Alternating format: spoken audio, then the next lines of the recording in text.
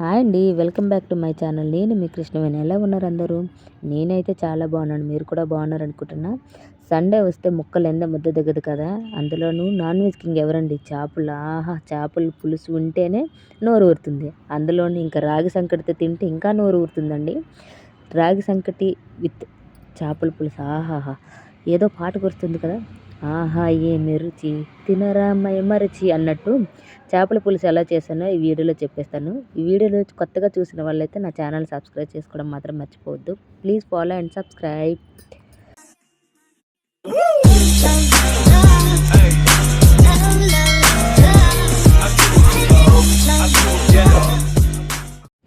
Curry prepare చేసే ముందు చేపలను అయితే నీట్గా పసుపు కొంచెం ఉప్పు వేసి నీట్గా శుభ్రంగా కడుక్కోవాలండి. 2 టైమ్స్ కడిగి పెట్టుకోండి. ఎందుకంటే మనకు బయట వాళ్ళు నీట్గా కడిగియరు కదా!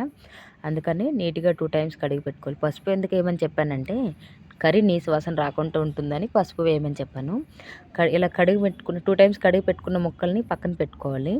ఇప్పుడు ఒక గిన్నె తీసుకొని అందులో ఈ ముక్కలను వేసి కొంచెం 1 టేబుల్ స్పూన్ పసుపు వేసి ఇప్పుడు కొంచెం పసుపు వేసుకున్నాం కదా, కొంచెం కారం వేసుకోవాలండి.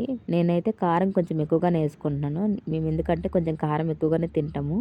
మీకు సరిపడంత కారం అయితే వేసుకోండి. నేనైతే 4 టేబుల్ స్పూన్ల కారం అయితే వేసుకుంటున్నాను.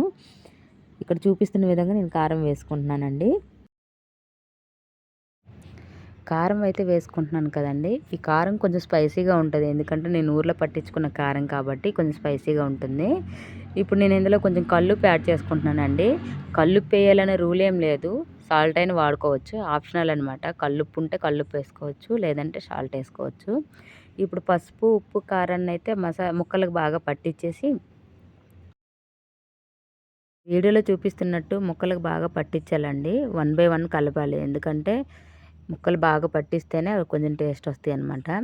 ఇందులో మీకు ఇంకో విషయం చెప్పాలండి. ఏంటంటే చేపలకు తలకాయ ఉంటుంది కదా, ఆ తలకాయ కోసం నేను మా వారైతే ఊరికి దెబ్బలాడేసుకుంటామండి. ఎందుకంటే నాకు ఇష్టం, మా వారికి ఇష్టము. తలకాయ ఇష్టమైన వాళ్ళు కామెంట్ చేయండి. తర్వాత ఇప్పుడు ఫైనల్గా చేప ముక్కలను అయితే మంచిగా కలుపుకున్నాం కదా, కలుపుకున్న వాటిని ఒక గిన్నెలోకి తీసుకొని పక్కన పెట్టుకోవాలి. ఇప్పుడు పెద్ద సైజు మిక్సీ జార్ తీసుకొని ఉల్లిపాయలు పెద్దవైతే 2 వేయండి, చిన్నవైతే 4 వేసుకోండి. ఆల్రెడీ ముందు వీడియోలో చెప్పాను కదండి, మా వారు వీక్ ఆఫ్ రోజు నాకు చిన్న చిన్న పనులు హెల్ప్ చేస్తారని. నేను 4, 5 వెల్లుల్లి రెబ్బలు వేయమంటే ఆయన ఎన్ని వేసారు ఒకసారి వీడియోలో చూడండి. ఆయన చెయ్యి కొంచెం పెద్దదండి, అందుకని అన్ని వెల్లుల్లి రెబ్బలు వేస్తారు. ఇప్పుడైతే 2 టేబుల్ స్పూన్ జీలకర్ర వేసుకోవాలి. జీలకర్ర వేసుకున్నాక 1/2 టీ స్పూన్ మెంతులు టేస్ట్ కోసం వేసుకోవాలండి. ఎక్కువ వేసుకుంటే చేదైపోతాయి మెంతులు అయితే. మా వారు వీక్ ఆఫ్ రోజు అన్ని పనులను హెల్ప్ చేస్తారంటే, అన్ని పనులు అంటే ఓన్లీ కిచెన్ ఐటమ్స్ అయితేనే హెల్ప్ చేస్తారండి. ఎందుకంటే ఆయనకి నాన్ వెజ్ అంటే చాలా ఇష్టము. అందుకని హెల్ప్ చేయడానికి వచ్చాడు ఆ రోజు. ఇప్పుడు చూపించాను కదండి, అలా అయితే మెంతులు వేసుకోవాలి. తర్వాత ఒక 2 టేబుల్ స్పూన్ల ధనియాలు వేసుకోవాలండి. ధనియాలు వేసుకున్నాక ఇప్పుడు 80 గ్రామ్స్ చింతపండుని తీసుకొని నానబెట్టుకోవాలండి. పులుసు అంటేనే చింతపండు. చింతపండు లేకపోతే చేపల పులుసు టేస్టే లేదు కదండి. అందుకని 80 గ్రామ్స్ చింతపండు తీసుకొని నానబెట్టుకోవాలి. బాగా నానిన తర్వాత దీన్ని కొంచెం స్మాష్ చేసుకోవాలన్నమాట. ఇప్పుడు చూపిస్తాను చూడండి. ఈ విధంగా అయితే మెత్తగా మిక్సీ పట్టుకోవాలండి. ఈ విధంగా మిక్సీ పట్టిన దాన్ని ఇప్పుడు కొంచెం దీంట్లో 4, 5 టమాటాలు కూడా వేసి ఇదే కప్పులో మిక్సీ పట్టుకోండి. ఇప్పుడు అదే మిక్సీ జార్లో ఒక 4 టమాటాలను వేసి ప్యూరీ చేసి పక్కన పెట్టుకోవాలండి. ఇప్పుడు టమాటా ప్యూరీ, కరివేపాకు, గరం మసాలా పౌడర్, చింతపండు ఆల్రెడీ మీకు చెప్పాను కదా, మీకు ఉల్లిపాయలు జీలకర్ర అవన్నీ మిక్సీ పట్టానని, అవి కూడా పక్కన పెట్టుకోవాలి. ఇట్లా పచ్చిమిర్చిని అయితే ఘాట్లు పెట్టి పక్కన పెట్టుకున్నానండి.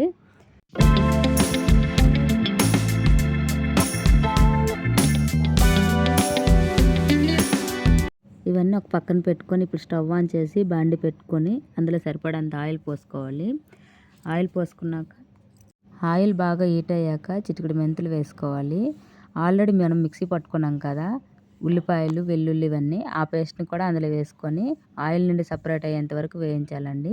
ఆ పేస్ట్లోనే కొంచెం కరివేపాకు వేసుకోవాలి ఫ్లేవర్ కోసము. ఇప్పుడు కరివేపాకు తర్వాత కొంచెం అల్లం వెల్లుల్లి పేస్ట్ కూడా వేసుకోవాలండి. అల్లం వెల్లుల్లి పేస్ట్ వేసుకున్నాక ఈ 3 బాగా పచ్చివాసన పోయేంత వరకు వేయించాలి. ఈ పచ్చివాసన పోయేంత వరకు వేయించి తర్వాత ఇందులో టమాటా ప్యూరీ కూడా వేసుకోవాలండి. టమాటా ప్యూరీ కూడా పచ్చివాసన పోయేంత వరకు వేయించుకోవాలి.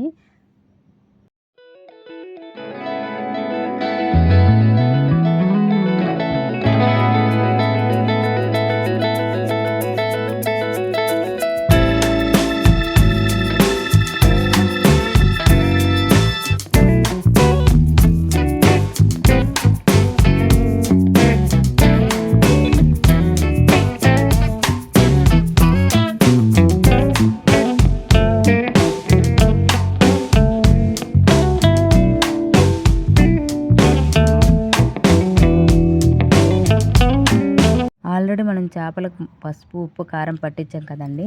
అది చూసుకుంటూ ఇందులో కొంచెం పసుపు, ఉప్పు, కారం వేసుకోవాలండి. టేస్ట్‌కి తగ్గట్టు ఏసుకోండి.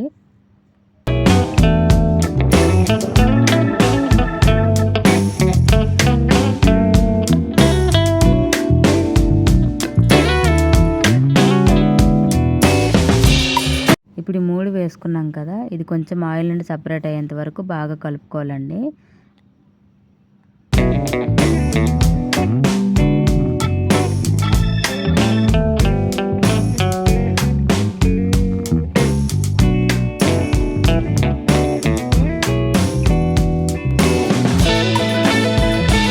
పచ్చివాసన పోయేంత వరకు వేయించుకోవాలండి. మనం ఆల్రెడీ ఘాట్లు పెట్టుకున్న పచ్చిమిర్చిని కూడా దీనిపైన వేసేసుకోవాలి. మనం ముందుగా కలిపి పెట్టుకున్న చేప ముక్కలను కూడా దీనిపైన వేసుకొని సిమ్‌లో పెట్టి ఒక 10 మినిట్స్ ఉడికించుకోవాలండి.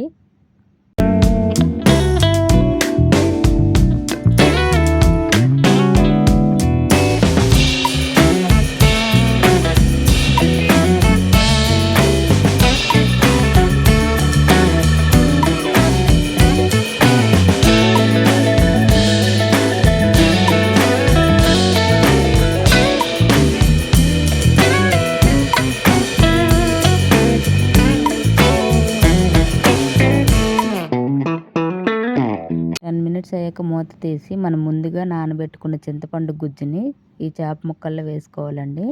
వేసుకొని గరిటె పెట్టి కలపకుండా ఇట్లా కదుపుతూ ఉండాలండి. ఎందుకంటే చేప ముక్కలు గరిటె పెడితే విరిగిపోతాయి కాబట్టి. కిందుండే గుజ్జు మొత్తం పైకి వచ్చేటట్టు కదుపుతూ ఉండాలండి. ఇట్లా వీడియోలో చూపిస్తున్న విధంగా కదుపుతూ ఉండాలండి. మసాలా మొత్తం పైకి రావాలి. 10 మినిట్స్ హై ఫ్లేమ్లో పెట్టి ఉడికించుకోవాలండి.